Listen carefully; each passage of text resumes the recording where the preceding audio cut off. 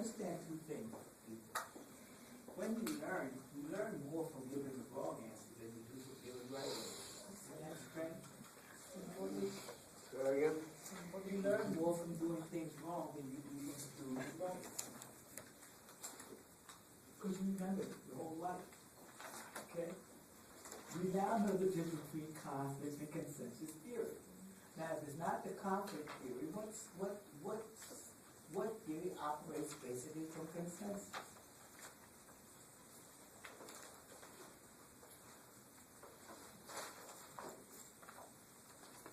You don't have to be theoretical approaches. Thank you. Okay? That's basically a consensus theory. The things operate together. Okay? Now, what we're saying is that when we look at consensus, okay, people from the same culture may share the same language, religion, worldview, history, and tradition. Okay? Now, as long as everybody does that, the culture is supposed to be a consensus or cohesiveness, or what we had learned earlier, solidarity. Okay? And they do that through a shared collective identity, that everybody identifies with that. Okay? Now, one of the things that happens is that it's just as easily as we can say that consensus pulls us together, it also creates a them. Okay? The same way it creates us, it creates a them. If somebody bombs the World Trade Center, all of a sudden we all join together. Notice how the whole country gets together.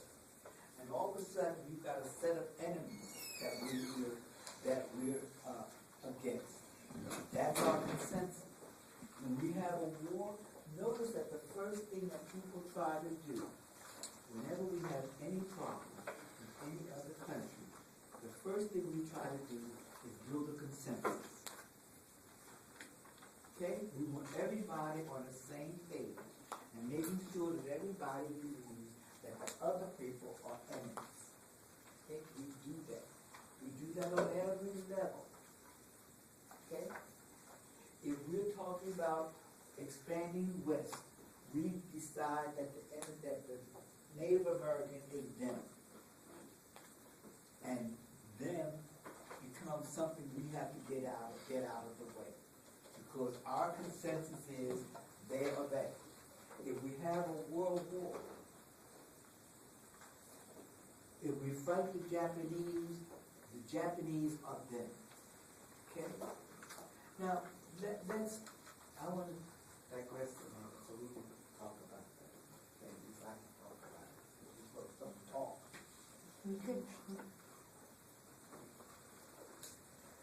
You know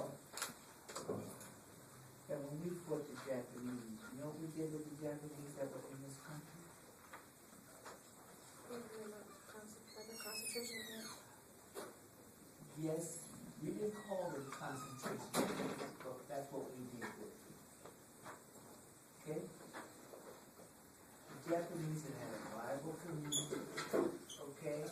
They had businesses and houses there. They had basically began to assimilate. The same way you'll see the Japanese assimilate today rather than the Chinese do. But the Japanese were assimilated. Okay? That's strange, isn't it? That the Japanese are still going through the assimilation process much more than the Chinese are doing. Okay? Now, we took all the Japanese and we put them in concentration camps. Okay? Nobody said leave. You know why? Because we had changed the population to make them all think that the Japanese who were born in this country had more allegiance to their motherland from 3 generations ago than they had to this country.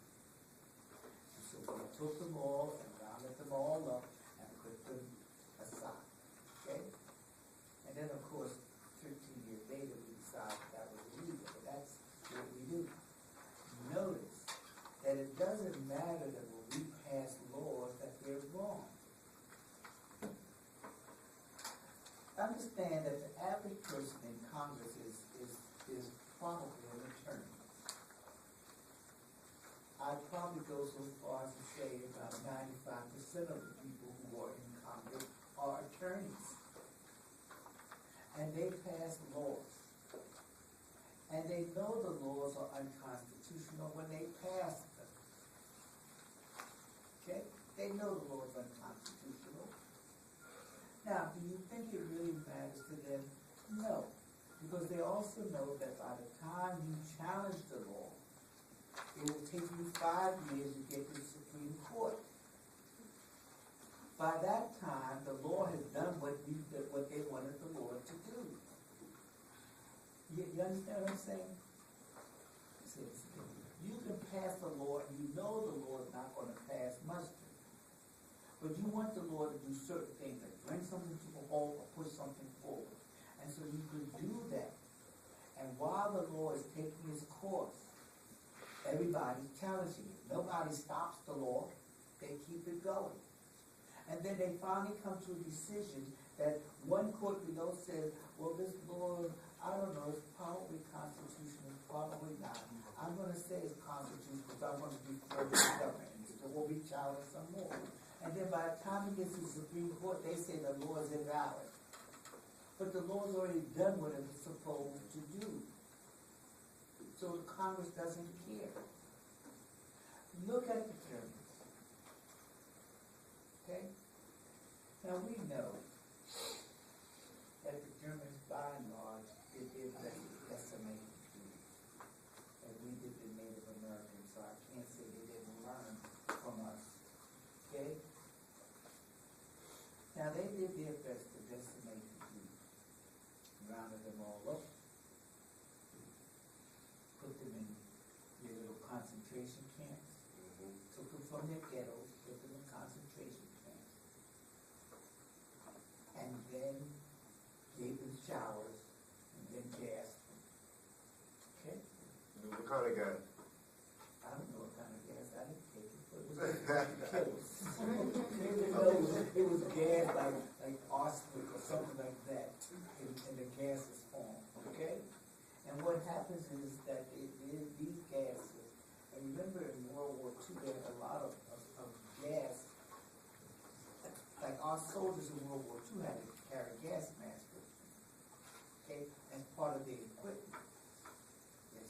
I was saying, like, cause certain gases can kill, certain just can knock you out for a couple of hours. Well, you don't think they were trying to knock them out, do you?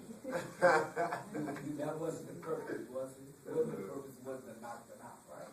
So what happened is that they would give them showers, and then they would gas them, and the gas would come down, it would get all in their pores and everything else. That was the purpose of the hot showers, by the way. Open up your pores, the gas comes in quicker, it's more lethal, and done deal. Okay?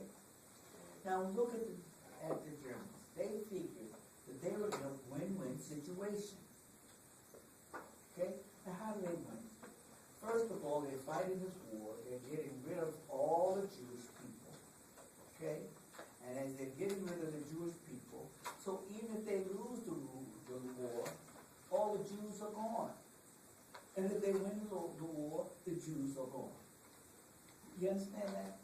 So they're going to win either way. Now, I want to take another step so you can start understanding the way we do things in this world. Okay? Do you think that nobody knew this is what was going on? Do you think that the American people did not know they were gassing Jews? Yeah. You think we didn't know, right? No, we didn't know. Okay? Yeah. Now, do you think that the Catholics didn't know that Jews were being gassed? Everybody knew. Nobody cared. Okay? At some level, what happens is that people agree with that kind of a thought. At some level, people agree with that thought. And we all do this. And what I'm saying is that when we say that people on welfare are cheats, we all all believe that. Okay?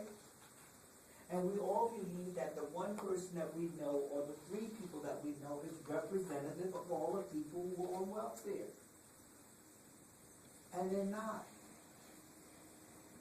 And it wouldn't surprise me if some of your parents weren't on welfare. And they produced you. Do you understand what I'm saying? You talk to your parents, some of them were on welfare. Okay? And some of them are on welfare today.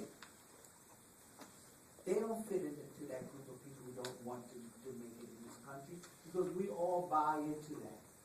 Everybody buys into that. We want to do the best for ourselves so we get ahead. What happens is that we don't always have the wherewithal, and we start giving up because we start seeing the hurdles we have to go through. Look at what you have to do to become wealthy. And I told you before that you notice that the wealthy people don't play. They send their kids to school. They make their kids stay. They make sure that their elite culture is going to be passed on. Okay? Why do you think that golf, when you look at golf on Sundays, you see about, if it wasn't for the Asian people starting to come over, you'd almost see that that's almost a really white sport. Tennis does the same kind of thing. Okay?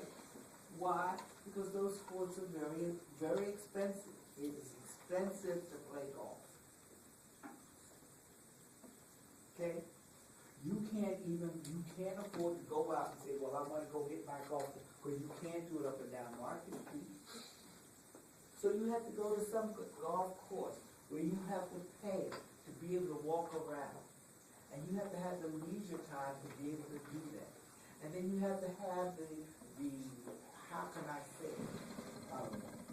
the money to buy golf equipment or golfing equipment.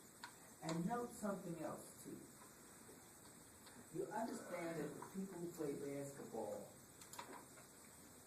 have shot the basketball 4,053,100,000 times. They shot the ball at that hoop.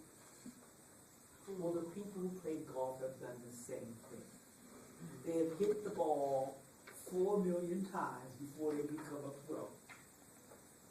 They hit it out of sand traps. They hit it out of water. They can spend their time going over to the sand trap and just hitting the ball to see how it flies out of the sand trap. Okay? Or if there's an obstacle, they learn to hit around the obstacle. They can spend hours and hours a day doing that. And then they go to colleges where the colleges specialize in that. And so they get time to play that, just like we get time to play basketball or football. That's what people do. But that's an expensive sport. So the only way you get to do it is if you have a lot of money. Now tennis is a little bit better because you'll notice that most schools and our high schools have tennis. But the thing is to get in organized leagues. And then it costs. If you decide to put your kids in a Pop Warner football or Little League baseball, that costs money. Which is what begins to separate this society, the amount of money you get.